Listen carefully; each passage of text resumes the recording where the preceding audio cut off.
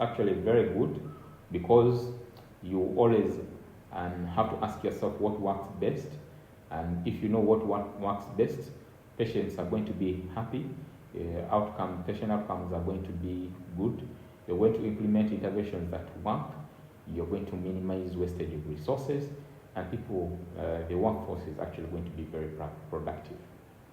Okay? There is a culture that should be within an organization, and that culture should support evidence-based practice.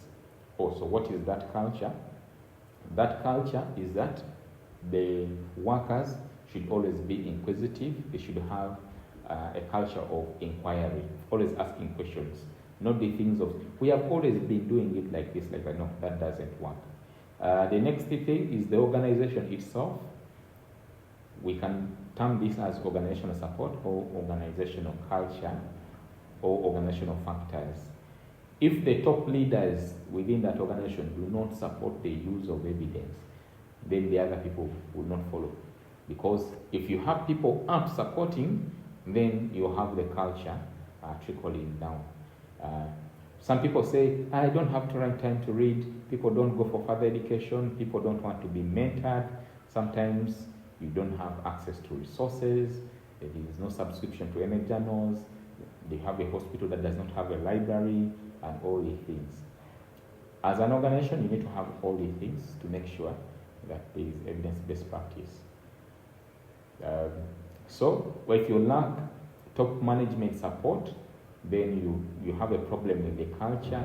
You have the problem with the people devoting time and resources to always apply this knowledge, this evidence-based practice. So organizational culture is very important, backed by top management, because the top management will be the one that will decide whether you will have subscription to journals, whether you will have a library, whether you have internet, whether you'll be given time to do research and make sure that you can change certain things. Okay? But generally, using evidence requires an effort, and if people are not putting in that effort, you will find out that the clinicians, they are not interested in upgrading their knowledge, and they are comfortable with that. Yet knowledge actually keeps the evidence that we have today will actually not be applicable in the next 5 or even 10 years. So there's a problem.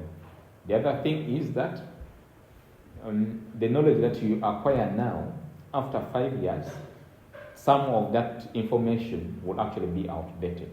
So that's why it becomes very important that you understand these elements of evidence-based practice, such that learning does not stop. You need to always make sure that you are at pace with the things that are happening, research and technology. Okay, so I think we can end there for today.